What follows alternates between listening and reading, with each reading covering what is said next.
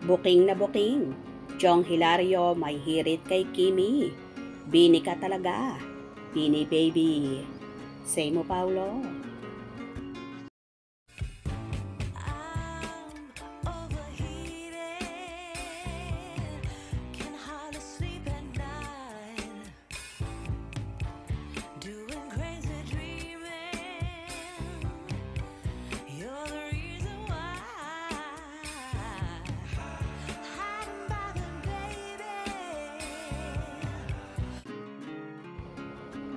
Bunot na naman ang multimedia idol na si Kim Chiu sa noontime show na It's Showtime.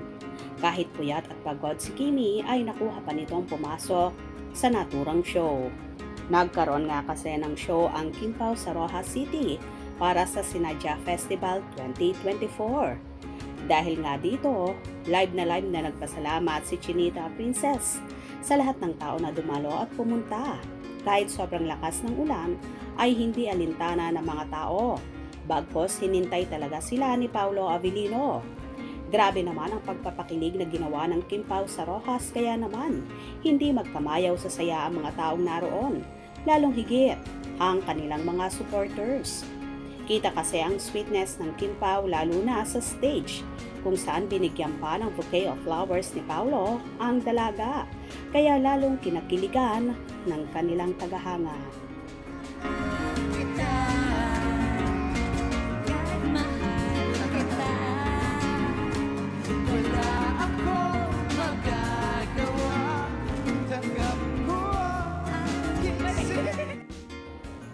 Samantala sa Showtime, tuloy-tuloy nga ang pang-aalaska kay Kim na mga kasamahan tungkol sa Palanggata Ka. Kilig na kilig kasi ang buong co-host ni Kimi sa naturang programa, kaya itinodo na ang pang-okray sa dalaga. Natanong nga ng mga kasamahan ang actress kung ano ang nangyari. Ayon kay Kimi, Diyos ko, gusto ko lamang magpasalamat sa Rojas City kahapon. Maraming salamat po sa lahat ng nagpunta and nanood sa amin ni Paulo. Anong nangyari doon? Sundot na tanong kay Chinita Princess. Nag-show kami.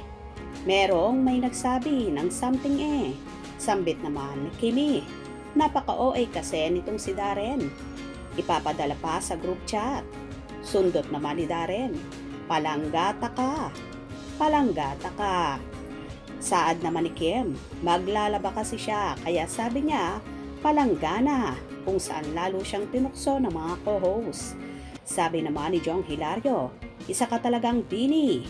Komento naman ni Chinita Princess, anong bini?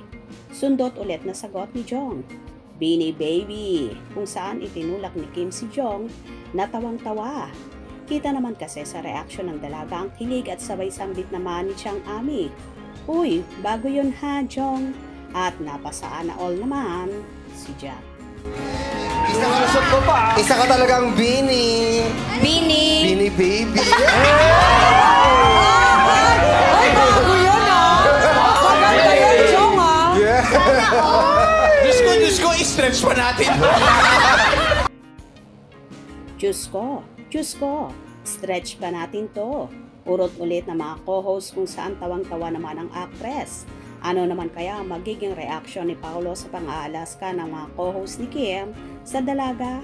For sure, tawang-tawa lang ang actor.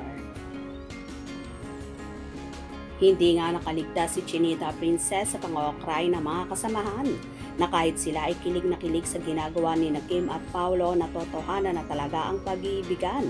Hindi pang promo lang, kaya naman kahit sila ay gustong-gusto nang mapaamin si Chinita Princess sa real score nila ni Paulo.